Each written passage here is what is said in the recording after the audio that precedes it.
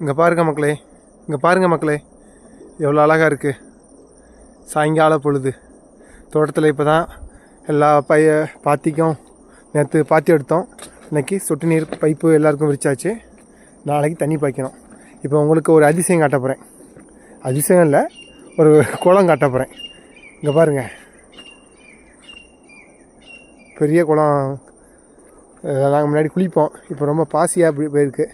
இந்த மழை பெஞ்சில்ல, அதனால் கொஞ்ச நாள் தண்ணி வெளியே எடுக்கலை, பாசியாக இருக்குது.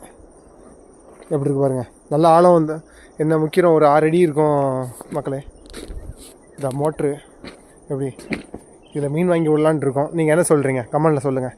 இல்லை இது வரைக்கும் எப்படி யாரும் மீன் வாங்கி விட்டுருக்கீங்களா, அதை கொஞ்சம் கமெண்டில் சொல்லுங்கள். அது கொஞ்சம் ஹெல்ப்ஃபுல்லாக இருக்கும். இயற்கை சாய்ந்த விவசாயம் பண்ணலான் இருக்கோம். அதான் பண்ணிகிட்ருக்கோம்.